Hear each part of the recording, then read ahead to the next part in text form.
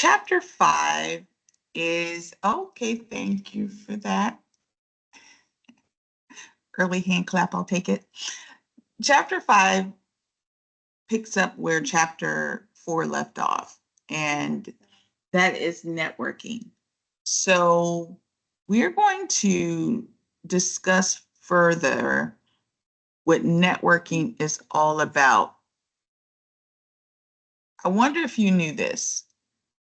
70% of job seekers, and I want this to really sink in, 70% of job seekers find success through connections. Let me put it another way. 70% of jobs are filled by somebody that you know. Are you surprised by that? 70%. If you're not surprised, give me a thumbs up.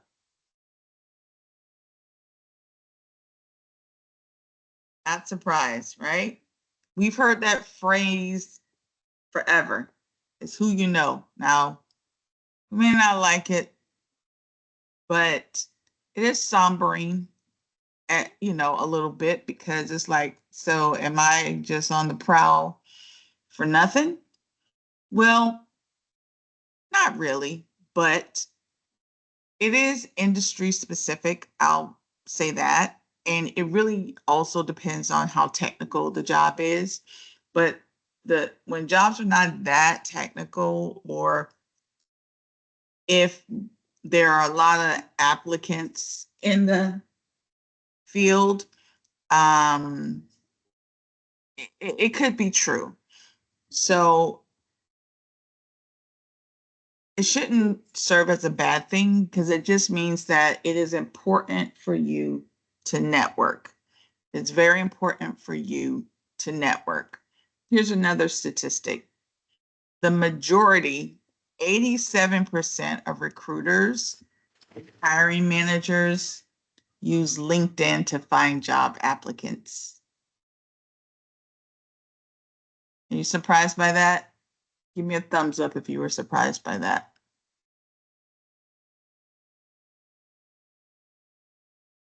Give me a thumbs up if you weren't.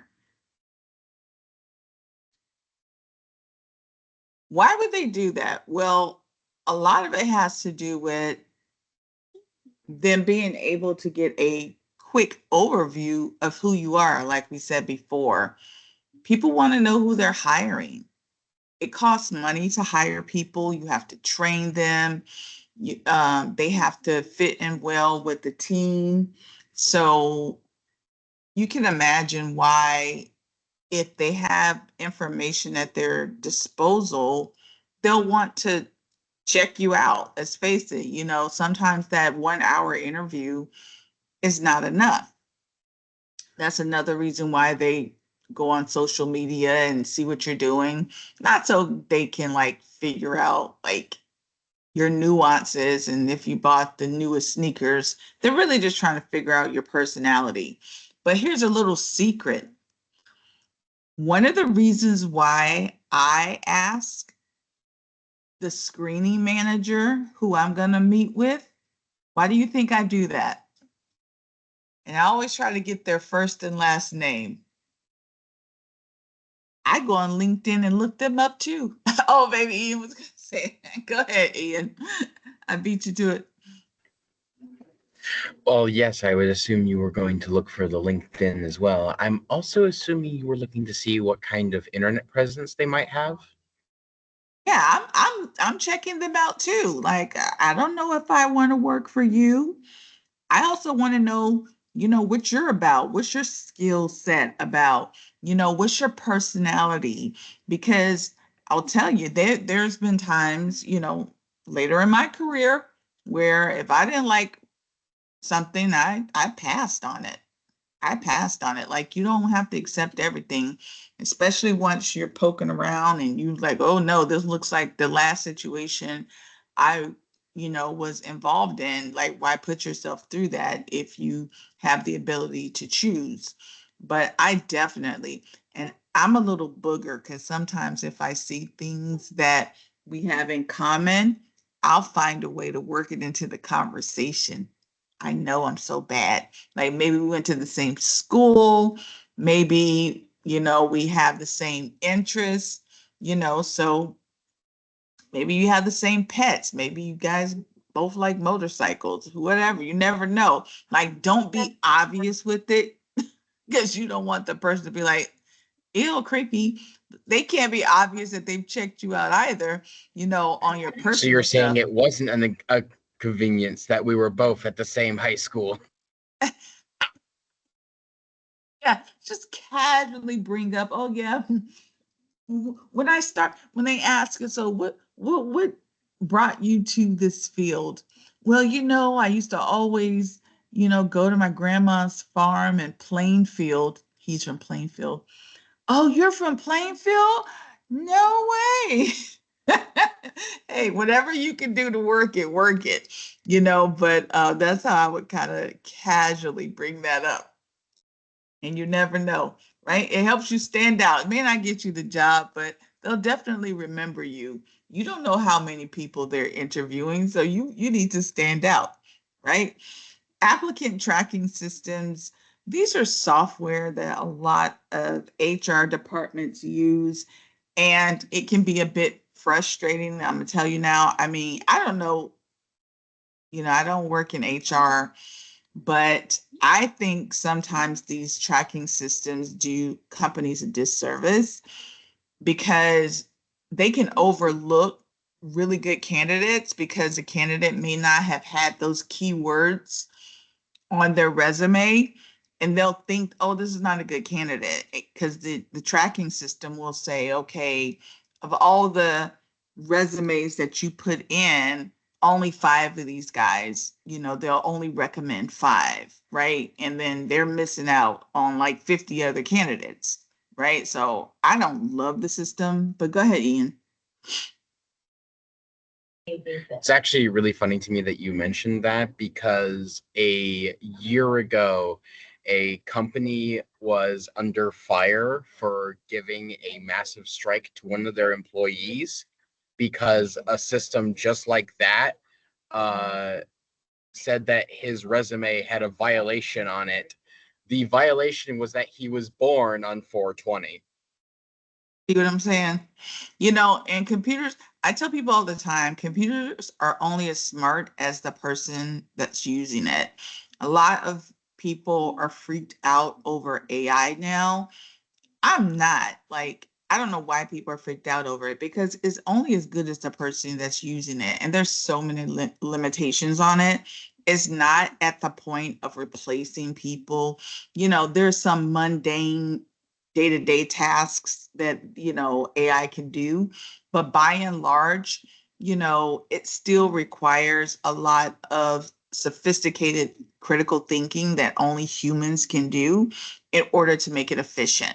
But to combat these ATS systems, this is why we say make sure you go through the job description and fold in those keywords. So even though career services is assisting you with writing one resume, if you apply to five different companies, what do you need to do? You need to adjust your resume maybe five times. I know you're like, what in the world? You may have to adjust your resume five times to make sure you can fold in some of those keywords. You're not telling a lie because nobody can put every single thing that they do on their resume. If you have customer service experience, but the last job didn't care about that, so maybe you didn't have it on your resume, but this job does, for you to go back and adjust and talk a little bit about the customer service work that you've done, it's not a lie. It's just, okay, this company happens to be interested in someone that is going to be HVAC, but maybe you're going to be residential HVAC. I think it is safe to assume that you're going to need some customer service if you're going into somebody's house, right? Very different if you're doing commercial and you're working on this big project, this new construction project, and you're not going to be customer facing. So maybe you're not going to talk about all your customer service work for that commercial job, but for that residential job, you need to talk about your commercial work because your customer service work. Let's say you're going to go work for Sears. Does it not make sense to talk about customer service work? So you're going to have to keep changing your resume to make sure those keywords are there because companies use these ATS systems and you don't want your resume to not be flagged because they used this system. I don't blame them for using it because nowadays with LinkedIn and Indeed, they get hundreds of resumes. Unfortunately, a lot of people submit resumes and they're not qualified. They're just like, I'm just going to submit my resume and hope for the best. So they have to sift through all of that noise and all of those unqualified candidates. And that's why they use it. But all right. So we talked about happy hour yesterday as a potential place of where to network. And I heard that they still do that, which is great. But where else can you network? Well, here the book talks about different Eventbrite is something that was very popular about 10 years ago when companies would host these events online and you would go and sometimes you show your face, sometimes you don't, and you would network as if you were doing happy hour. Your existing network, which depending on how social you are, is always great. You don't necessarily have to be friends with people. I would be networking with everybody in this classroom. We're going to be setting up LinkedIn profiles. I would connect with everybody in this classroom. You don't know where somebody is going job wise, right? You may not even know half of these people. You only see their names, but maybe you may remember their name. Maybe you're looking for a job, you've connected to them, and they've taken a new job and now they're a supervisor somewhere and your project just ended. What are the chances if you reached out to this person and you said, hey, Bryce, you may not remember me, but we were at Southern Tech together. I see your company's looking for someone. Chances are Bryce would be more inclined to pass on your resume because he can associate. That's networking. He can associate with you. He may not know you personally. You don't have to know Bryce's name of all his kids to know, you don't have to get down to that granular detail about Bryce in order to network with people. But it's as simple as that. So when we talk about networking, we're not talking about making friends. We're talking about making connections. It's very, very different in business. I would connect with everyone. If you see someone, you know, they've got a new job or a promotion, give them a thumbs up. If they submit an article about something, make sure you stay engaged. It's that simple. That's all networking is. You don't have to go out to the golf course or to the club to network.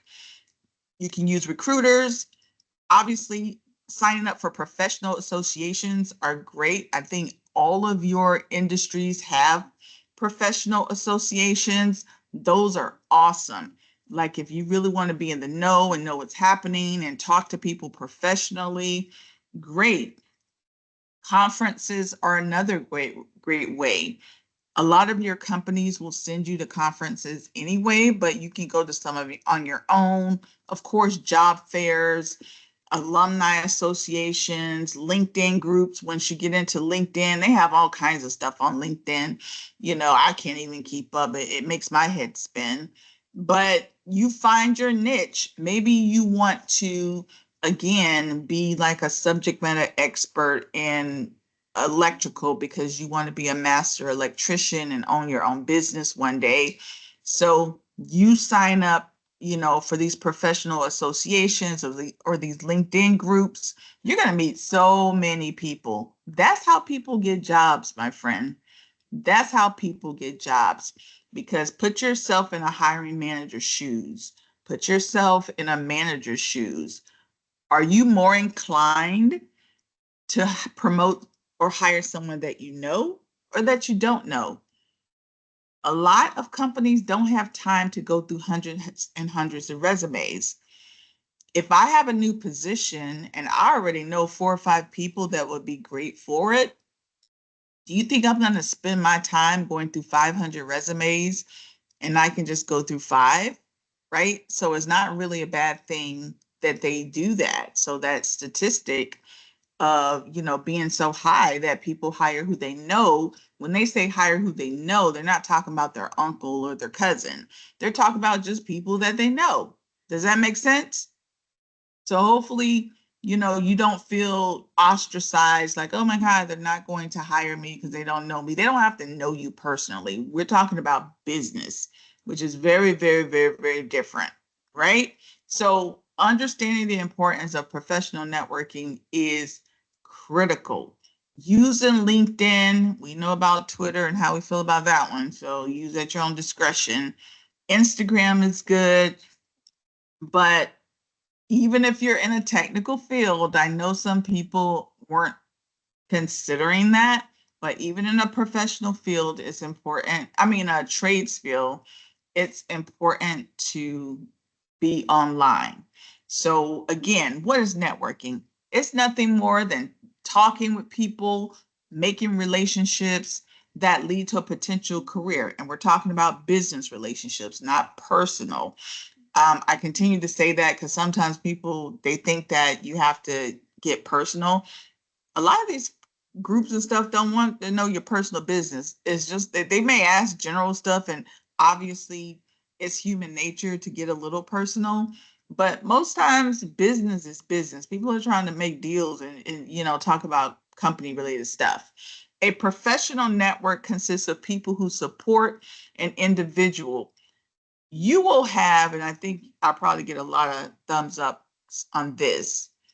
You may have a stranger support you more in your career than someone that you know. Is that not true?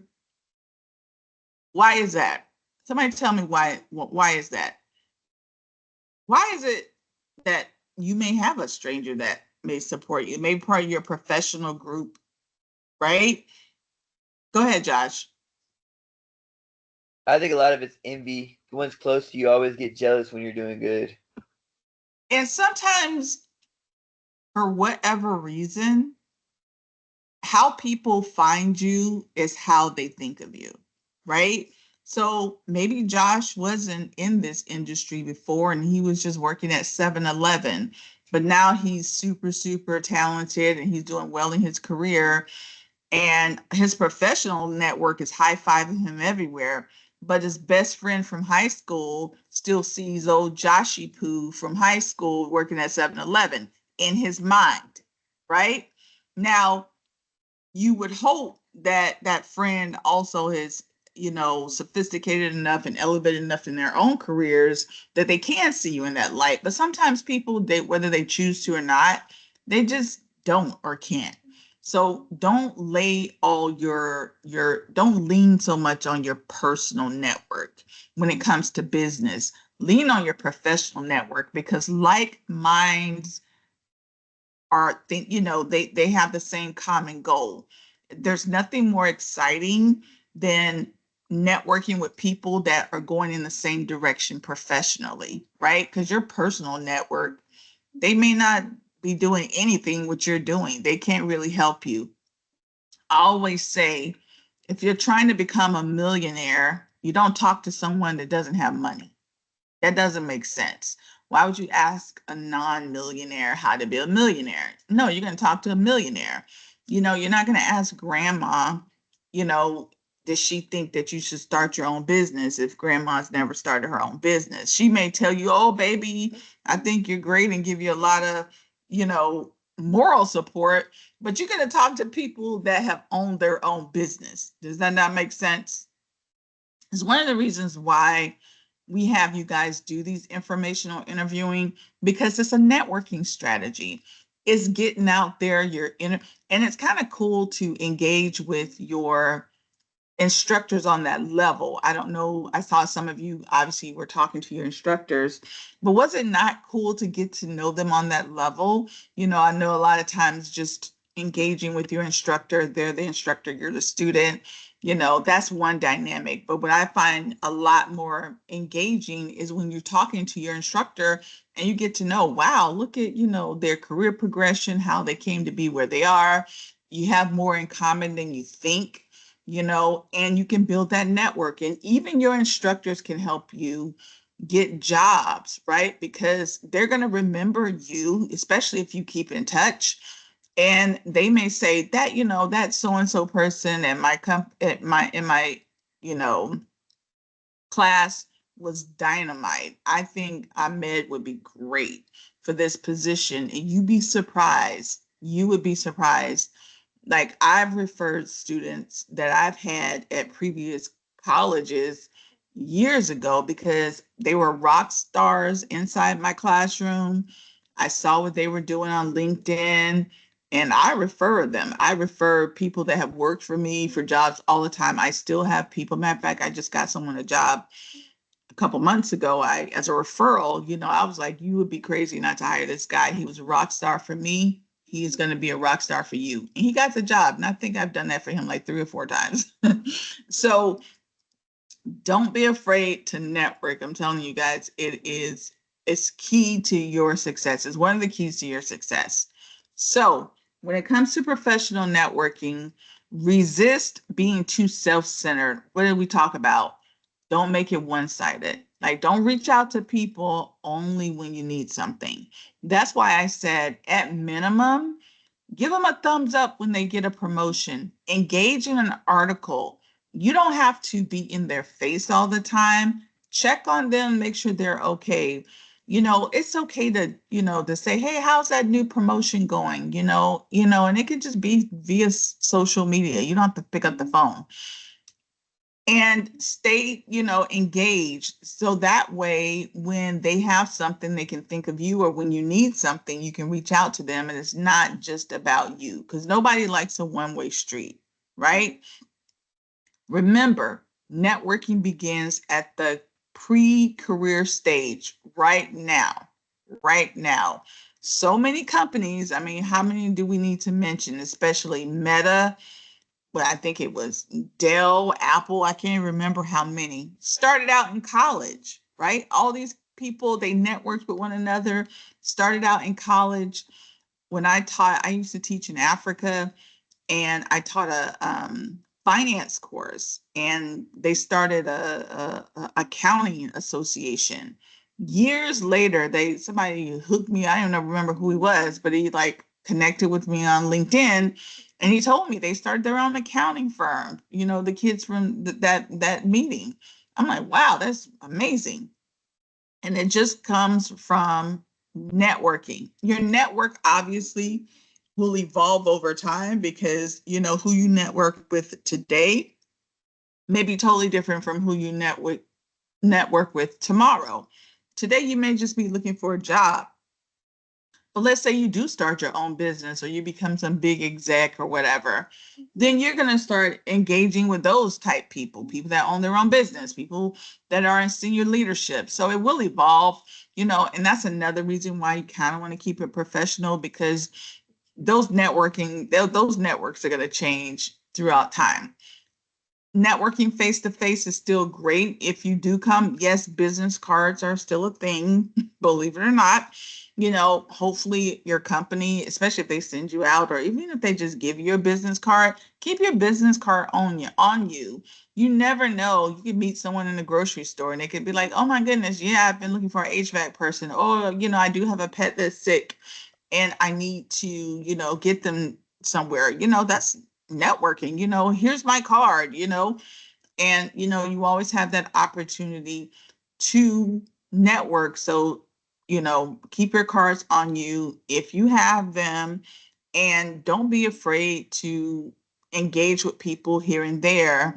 Like if you're going to the pet store, I think that's a great place to meet people. That's like the nightclub for VA people, right? Go to the pet store.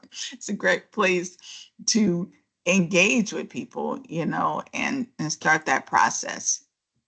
You guys know what a business card looks like. One thing I am going to say nowadays, really quickly, we don't put our personal address on our business cards. We don't even put our business address, on our card unless your company gives it to you that way. Stranger danger, nowadays you can't even do that. And then also too, because your address changes a lot, and so people don't do that anymore. They use websites, they use their LinkedIn, their email, and that's more common. Even with phone numbers, there's so many Google numbers you can have nowadays that people use, so you don't even have to put your real phone number on there if your company doesn't give you a cell phone or something like that. Now, networking etiquette. Etiquette is the art of good manners, right? So there is some networking etiquette that you'll read in chapter 5. One thing I always talk about is, when you're going to a conference, what's the proper protocol? Like when you're going to a conference, this is an example of a networking. If you're meeting a lot of people, you walk into an area, what you should always do, you step in a room, you step off to the left or the right. Don't wander around the room bumping into people. You like look for a target that who you want to talk to. If you see someone you want to talk to, you go over, you introduce yourself. Don't spend too much time talking to that one person. You're not on a date, and you don't know who they're there to see, but have your little pitch ready. If you know the person, hi, you're just catching up, state your purpose. If you don't know the person, introduce yourself, state your purpose. The worst thing you can do is to have a person wondering, why is this person talking to me, and trying to get away from you because they don't know when the conversation is going to end. So that's one of the networking etiquettes, is ensuring that you know how to properly begin and end a conversation. Hopefully that makes sense. Now, in-person etiquette, of course, dressing appropriately, that goes without saying. Like, did y'all see the inauguration of President Trump? Anybody saw that? Put your thumbs up. Give me a thumbs up. Some of y'all may know what I'm about to talk about. Who knows what I'm about to talk about? Give me a thumbs up if you think you know what I'm about to say. Man, oh man. Really, really, girlfriend? Really? So Amazon, Jeff Bezos' fiance, I think she's a fiance. She went up in a little space thing. Sister girl came dressed in one of those brassiere thingies with with her um with her jacket. Did y'all see that? Did y'all see that? Anybody I did saw that not. when I'm Oh my, it's so embarrassing. Anybody saw that? Give me a thumbs up. And then of course all the guys were looking. I mean, I know it's a outfit thingy nowadays is popular, but really, like, I'm, read the room. It would, and then you're on national TV right behind the president. Oh, they talked about that for days. I would tell you to Google it, but don't even waste your time. It was crazy. Don't arrive late at appointments. Obviously, that goes without saying. Like, don't keep people waiting on you. There's nothing more, annoying if someone invites you to something and you're super late. Again, this is not your personal party where you're out with your friends. When you're doing business, you need to be on time because time is money. You'll hear that in business, right? So people want you there. You don't know if people have somewhere else to go. Someone invited you somewhere, get there on time and do what you need to do. Don't always be staring at your cell phone. Another etiquette thing, especially if you're in an interview. Who knows what to do with their cell phone when they're in the interview? You turn you what you For me personally, I like to have it on the side just so that it's not in my pocket and I don't accidentally fidget with it. But also, if I get a notification like a call or a text, I can immediately pick it up, look to see what it is, and if it's not important, I can look it up and say, "Sorry, please continue." okay? And anybody else has an option? So actually, what you want to do is put it on silent. You can have it like on vibrate because some of us have children, or maybe you're waiting for an important call, but you put it face down. You should never ever check your phone in an interview. Never ever.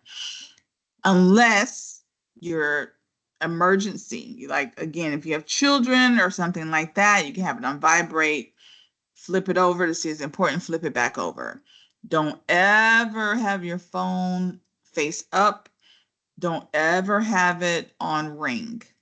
And technically, in any meeting, you should never have your phone on. It should all be on vibrate or silent, and it should always be face down because we all have a tendency to do what? It's our go to, right? It's what we fidget with all the time. Sometimes we don't even mean to, but if your phone is face up, you're going to start playing around with it. And then the people around you are going to feel insulted. So you always want to keep it face down, on vibrate, or silent. All right. Make sure, because when you're meeting with people, you want to give them eye contact, like it says. You want to have, why are you laughing? Avoid unprofessional language. This is a big one for me because I think that some people feel that if they work in a certain environment, that they don't have to be professional. And that is a huge red flag. Like, you don't know, people are always judging. And you don't know what you don't know, but others do. And people are always looking at you in a professional way. And so you may get very comfortable using slang, using unprofessional language. I don't even know what half the slang terms are nowadays, but try to refrain from that. I know there are some people that only feel comfortable when they can deal with people on a personal level. You got to get out of that. Get out of that. Get out of the habit of that. Get out of the habit of trying to make friends. These are professional networking, even if you're at work, because you get your feelings hurt with that as well. Like, oh, I thought it was my friend. No, it was your coworker. Like, not to say that you can't develop friendships with one or two people, but everybody's not your friend. And you should really try to stay professional because that stuff bites you in the butt. I'm sure many of you can have stories of how that has happened. And a lot of it is because you bring people in too closely and you try to develop these personal relationships that are almost inappropriate. And you use language that can sometimes come back and bite you in the butt. So if get into the habit of creating professional networking, professional associations, and keep your personal personal. All right? Make sense? All right. Online networking refers to using the internet to connect with people. This may be a little difficult for some, but for others, not so much. I mean, especially I think the younger generation, y'all have it down pat. I'm super jealous. But networking online is a thing. That's what people do. Again, when you're in the networking with people, so business wise, keep it professional, and remember, you're there to promote yourself, grow your business, to expand yourself in your career. That's why you're there, right? So just keep it professional, but do it. So when you're on LinkedIn, for example, which is a little different from Instagram, connect with those people. The people that you're connected to, just like on Instagram, they're posting stuff, business stuff for the most part. Every now and then people post personal stuff, and it annoys the entire LinkedIn community because we're like, okay, go to Instagram with that. Nobody needs to know about, unless you work in the veterinary field, we don't need to know about all your dog's names and they got promoted from puppy school. Please, my friend, this is a professional networking site. Now, if you're in the VA field, then that makes sense, right? So on LinkedIn, the expectation is that you keep it personal, professional. But when people post stuff, they're talking about events and they're saying, hey, please come to my online, whatever, go to it if you can, right? Don't be shy about that. You may not know. I mean, go to it means log in. You know, if HVAC is doing a, contracts in Central Florida for 2027, that may be something to go to. You understand what I'm saying? You don't have to know those people to go on there and see what's what, and you're connecting with people and getting people get to know you. That's great. It's a great way to start engaging with people you don't know. Of course, obviously, there is online etiquette that we've talked about. Some people call it netiquette. Be careful what you say, how you say it. When you are writing, listen, my friends, please do not write online in a professional environment like you do when you're sending a text message. People do, and I think it's just out of habit that we do that. But don't use those acronyms. Use complete sentences. Don't assume people know what you're talking about. Be professional, because these people don't know you on a personal level, right? And you don't always have to try to connect with people on a personal level to connect. Just connect via the industry that you're in. And I know a lot of us know this, but there you have it. All right. So your LinkedIn account is your professional networking account. Back in the day, we used to have portfolios. Anybody remember a portfolio? I mean, and if you watch some of these Yes. older like older movies, especially like if you're in marketing or whatever, or we used to go around with our portfolio. Like when you go to apply for a job, it wouldn't just be your resume. Like when I first started, we would have printed out things of things we've done, projects we've worked on. Like you create this portfolio, and some people even got their portfolios paid for. Some people would do like websites, because this is how they promoted themselves. This was LinkedIn, pre LinkedIn. But when LinkedIn came on board, then LinkedIn is your professional portfolio. Go ahead, Ian. Use LinkedIn, because if you try to bring one in, they won't care. Yeah, well, they're going to be like, okay, yeah, just take your LinkedIn page, right? That's what it's there for. Nobody wants to keep a whole bunch of paper on, potential, members, employees. So that's what LinkedIn is there for. Again, here, every time I see this word, I kind of roll my eyes, thanks to Elon, but and it's not because I don't like Elon. I don't want anyone to think I'm being political. I liked Elon and Donald before they became politicians. I'm a business person, so I'm like, stick to business. I hate, because business and politics are two totally different animals. How you are in business, and I think Elon, he lost 150 billion dollars, learned the hard way. Like business and politics are two totally different things, my friend. So when Twitter was more business inclined, I really loved it because it did a lot of online news. It was a great place to do networking.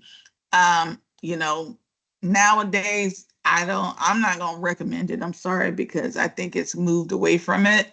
But if you still can connect though, like you still can connect to people professionally, but you're gonna have to sift through a lot more noise than you normally would have before it became X.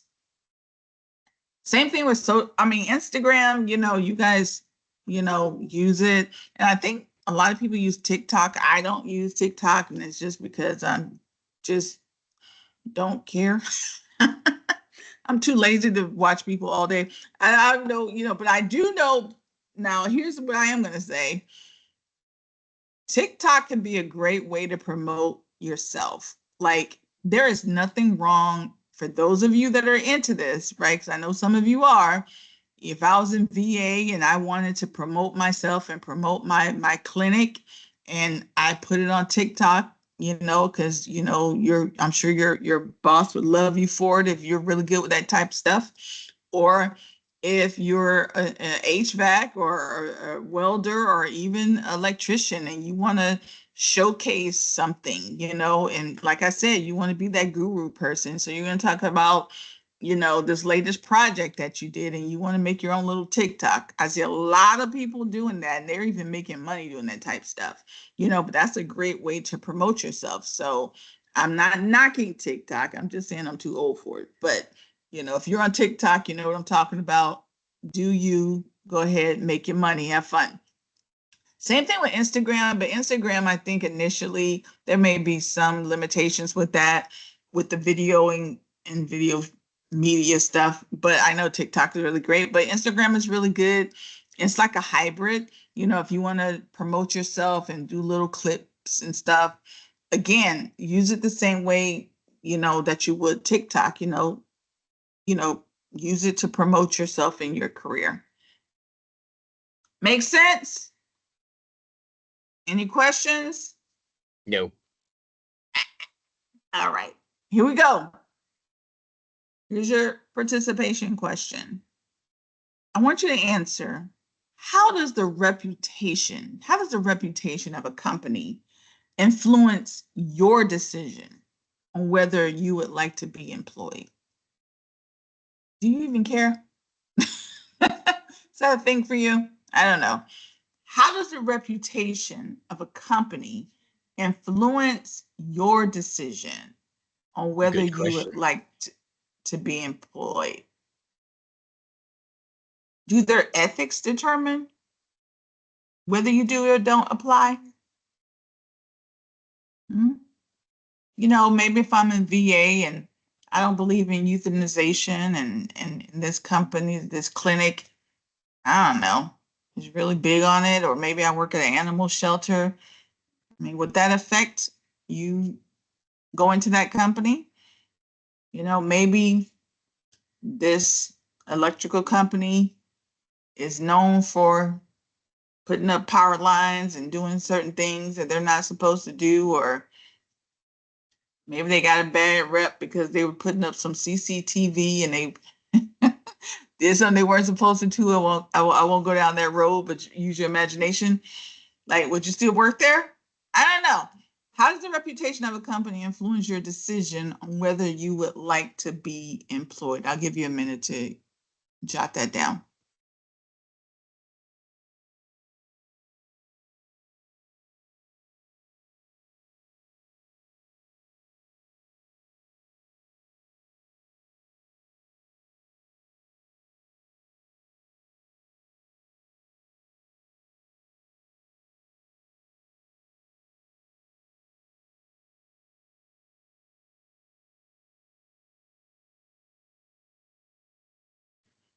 All right. So your assignment, you have two. One is your LinkedIn profile, and the other is your mock interview debrief. Your mock interview debrief. Now, this is your opportunity. Don't confuse it with your mock interview grade, which I'll be doing. You don't have to do anything there. I'm starting to get back feedback from your mock interview. But your mock interview debrief is you letting me know how you felt about it, the same way that the person that interviewed you is letting me know how they felt about it. This is you talking about how you felt about it. So that's what your mock interview debrief is about. All right, my friends, that is all I have for you for today. Today is hump day. Today is Wednesday. I want you to have a great day.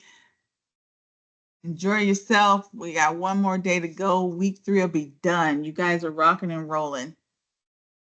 I'm going to go ahead and stop the recording. Does anybody have